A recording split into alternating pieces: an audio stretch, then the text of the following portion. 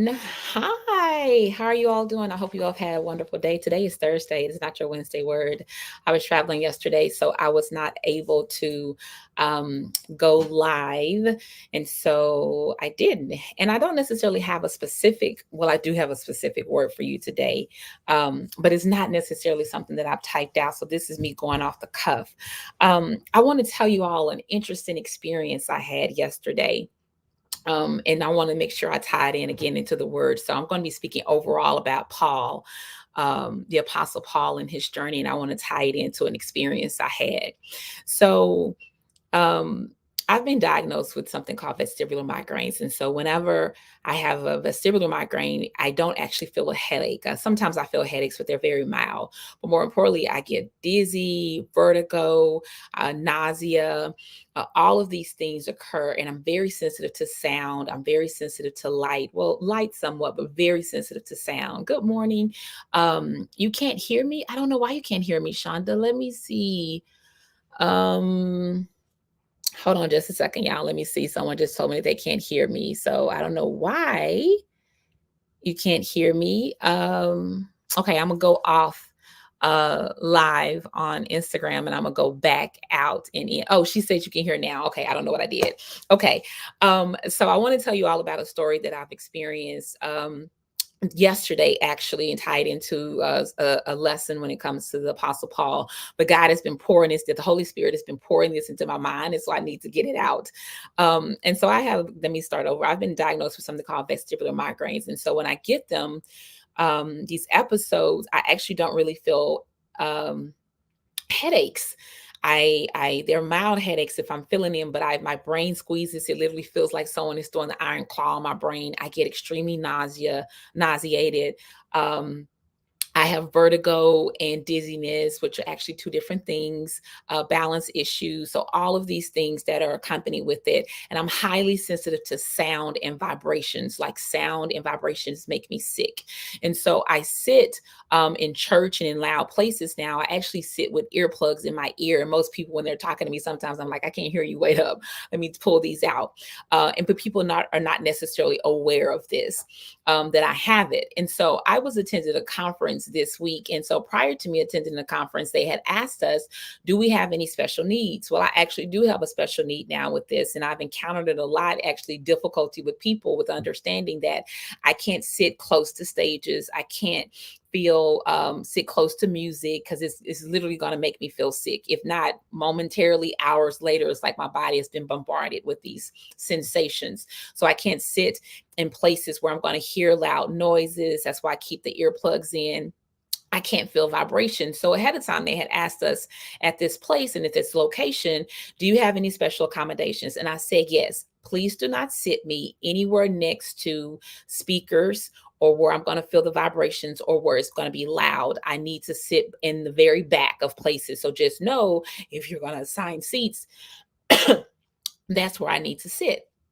So they called and they talked to me, and I said, yes, if all of this happens, it really does make me sick. And so they made special accommodations for me, because during this conference over the past 3 days, each time we actually did have assigned seating in places that we were supposed to be seated. And so on the last day, I was in this location at the very back of the auditorium of the room, but it also happened to be a reserve space. And it was a space where those who were, let's say, I don't want to call a specific name for them. Let's say it was a reserved space for special individuals. So it was a reserved space for special individuals. And the entire row on the section I was reserved in had all of these specific names of these people that were supposed to be sitting there. But for me, it had a blank space for my name tag to go. And in the little program that they give us, it had my name and where my assigned seat was. And so halfway through it, someone came in late to the program and they were like, well, do you know where your group is? And I said, no, I don't know where my group is. And they were like, well, you're supposed to be sitting with your group. And I was like, no, I'm sitting where I'm supposed to be seated. And then the two women to the left of me, they were like, no, you're not supposed to be here. And I said, and at this point, for those who know me, I get real deadpan when someone tries to tell me, instruct me of something I already know that I know. I said, I'm in my assigned seat. And then they were like, no, you're supposed to be sitting somewhere else. And I said, No, I'm in my assigned seat. I have to sit here because of XYZ. Oh. Let me give y'all a disclaimer. Please don't assume just because you can't see someone's different ability or they may need a special need that there's not something there. No one should have to explain to you the reason why they need to be able to have special accommodations. Just trust what they say to you. I'm 47 years old. I read very well. I know exactly where I'm supposed to be. And if I have an issue with it, I know how to ask a question. But even with that, please understand that you can't see all the different conditions and special accommodations that people may need. They may look perfectly normal to you, but just don't assume. So, with that, something that God really spoke to me was on about being an assignment because they did not know that number one, I had already spoken to the people beforehand and they had already understood what my special accommodations were. They already understood and knew where I was supposed to be assigned and where I was supposed to be seated.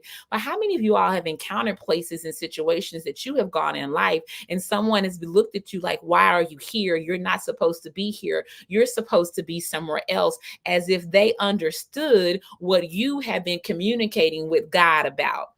Understand, not everyone accepts or believes or understand where God has placed you, the doors he has opened for you, where he desires for you to go and to walk into. They may look at who you are, they may look at what you've done, they may look at your past experience and feel that, hey, you are not supposed to be here, you don't belong here. But how many of you know God has placed you there for a reason and you are in your assigned space on assignment? That is one of the reasons why I have such issue with the whole imposter syndrome, because I believe that wherever door that I have entered into, God has opened that door for me and I walk fully in that door, regardless of what words I may speak to myself or someone else speaks to me. That is my assignment. And so I'm about, because I have to bring this back into the Bible and to Paul. So it reminded me of Paul and his whole entire journey, because he was a persecutor of Christians beforehand, but then he met Jesus on the road to Damascus.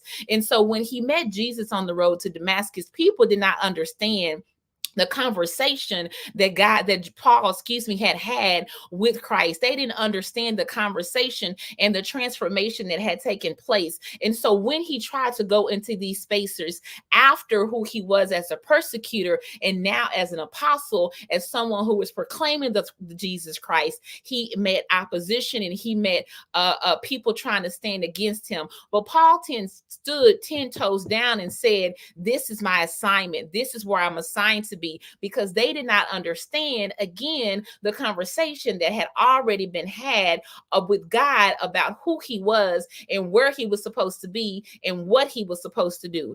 And so I want to encourage you all today that if you ever enter into a place, a situation, or meet people that try to tell you where you are supposed to be, remind them that, hey, I am in my assignments. I am in the assigned place of where I'm supposed to be. They don't know the background that you've had. They don't know the conversations that have been had about you. They don't know the preparation. They don't know jiddly squat about you. But it is okay for you to remind them, I am in my assigned place.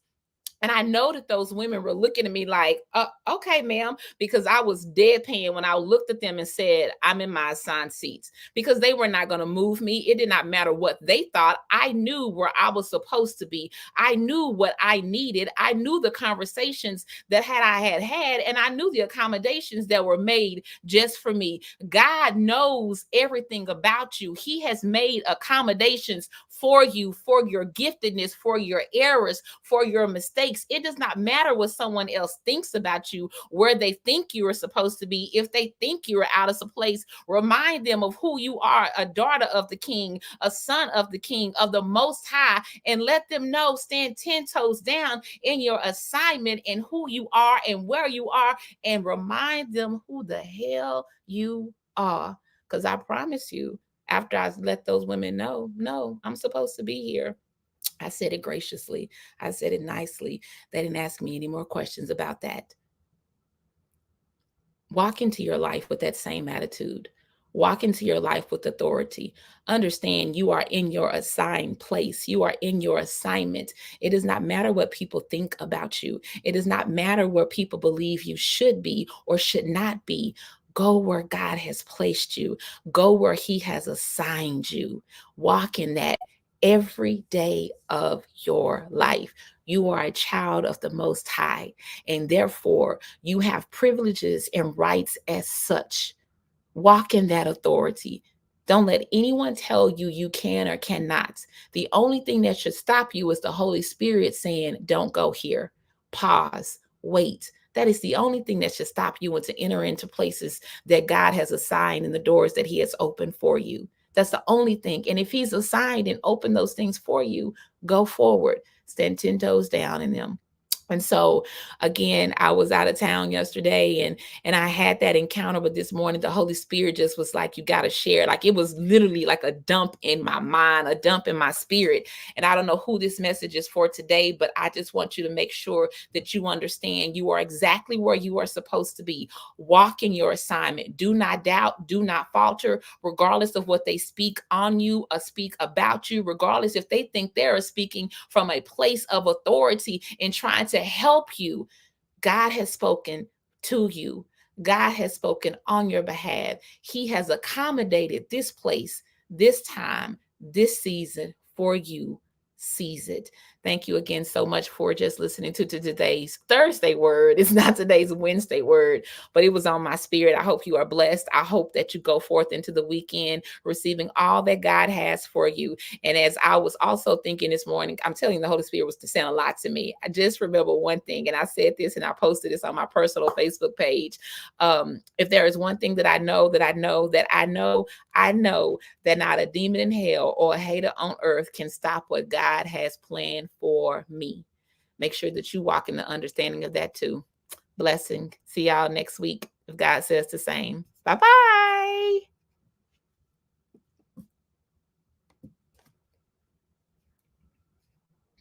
Bye, y'all.